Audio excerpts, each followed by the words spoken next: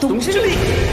Hello, xin chào các bạn đã quay trở lại với review 5 phút. Trong Đấu La Đại Lục, Vũ Hồn dung hợp kỹ có lẽ là một chiêu thức dung hợp vô cùng mạnh mẽ giữa các hồn sư nhằm gia tăng thực lực tổng thể lên một cách đáng kể. Như chúng ta đã biết, võ hồn dung hợp kỹ là một loại dung hợp giữa những người có võ hồn tương đồng với nhau. Thế nhưng muốn sử dụng loại dung hợp kỹ này, hồn sư cần có sự liên kết về vũ hồn cũng như hồn kỹ. Vũ hồn dung hợp kỹ yêu cầu hồn sư phải có độ tương đồng về mặt vũ hồn để sự dung hợp đạt hiệu quả lớn nhất. Vũ hồn dung hợp với tỷ lệ phần trăm càng cao, sức mạnh sẽ càng lớn. Nếu như tỷ lệ hoàn mỹ tới 100%, có thể nói gần như cả hai người đã hòa vào làm một, sức mạnh của dung hợp kỹ sẽ bộc phát với sức mạnh kinh khủng nhất. Ở trong phần 1 Đấu La Đại Lục, có rất nhiều người vì sở hữu vũ hồn dung hợp kỹ mà vang danh khắp đại lục. Phải kể đến đó là Song Tĩnh Chi lĩnh vực của Cúc Đấu La và Quỷ Đấu La, hay võ hồn dung hợp kỹ yêu mị của Tà Nguyệt cùng Hồ Liệt Na. Không thể không nhắc đến siêu cấp võ hồn dung hợp kỹ U Minh Bạch Hổ giữa Chu Trúc Thanh và Đới Mộc Bạch. Chúng ta có thể chứng kiến lại sự dung hợp này ở phần 2 qua màn thể hiện của Đới Hoa Bân và Chu Lộ. Bên cạnh đó, vũ hồn dung hợp kỹ đỉnh cấp nhất trong Đấu La Đại Lục phần 1 phải kể đến Song Thần tồn tại. Dung hợp kỹ này chính là sự kết hợp giữa Hải Thần Đường Tam, vật như cốt Đấu La, Tiểu Vũ 96 cấp. Đường Tam và Tiểu Vũ không có mức độ phù hợp về võ hồn đến hoàn mỹ, thế nhưng Tiểu Vũ lại mang trong người tinh huyết cơ thể của Đường Tam. Hơn nữa, trong quá trình dung hợp, Tu La Thần đã có chút tác động nhỏ, thế nên hai người đã hoàn thành dung hợp một cách kỳ diệu.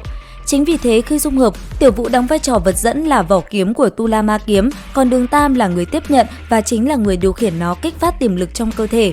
Nếu nói là vũ hồn dung hợp kỹ của Trự Vinh Vinh và Áo Tư Lạp là sự dung hợp hoàn mỹ nhất của phụ trợ hệ hồn sư, vậy thì sự dung hợp của Đường Tam và Tiểu Vũ chính là thần cấp dung hợp. Dưới trạng thái song thần cùng tồn tại, Đường Tam cuối cùng đã chiến thắng song thần là La Sát Thần và Thiên Sứ Thần đã đủ để chúng ta thấy sức mạnh của nó kinh khủng như thế nào rồi, đúng không các bạn?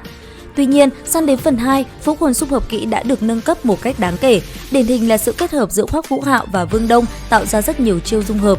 Người bình thường chỉ cần khí tức giữa các chủ thể có độ phù hợp trên 50% là được, mà Vũ Hạo và Vương Đông dung hợp với nhau đạt tỷ lệ đến 100% hoàn mỹ. Sở dĩ có sự tồn tại này là vì cả hai đều có 3 vũ hồn tương thích với nhau. Chính vì thế trong quá trình tu luyện, họ đã cùng nhau sáng tạo ra kỳ tích với 6 loại vũ hồn dung hợp kỹ. Đầu tiên, phải kể đến dung hợp kỹ Hoàng Kim Lộ. Đây là sự kết hợp giữa võ hồn Quang Minh Nữ Thần Điệp và Linh Mâu tạo ra một con đường hoàng kim vô cùng mạnh mẽ.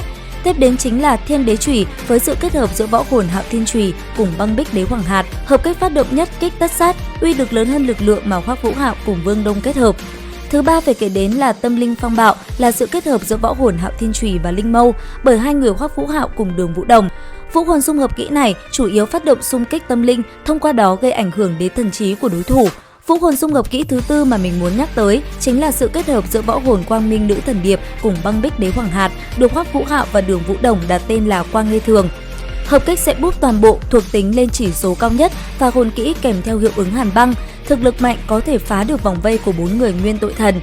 Tiếp theo phải kể đến vận mệnh long ngâm, hay còn gọi là hợp kích nguyền rủa. Đây là sự kết hợp giữa võ hồn Linh Mâu, Băng Bích Đế Hoàng Hạt cùng Hoàng Kim Long bởi Hoắc Vũ Hạo cùng Vương Thu Nhi. Và vũ hồn dung hợp kỹ cuối cùng mình nhắc đến trong video là Tử Kim Điệp Long Biến, một sự kết hợp hoàn hảo giữa võ hồn Quang Minh Nữ Thần Điệp, Linh Mâu, Hạo Thiên Chủy, Hoàng Kim Long cùng Băng Bích Đế Hoàng Hạt.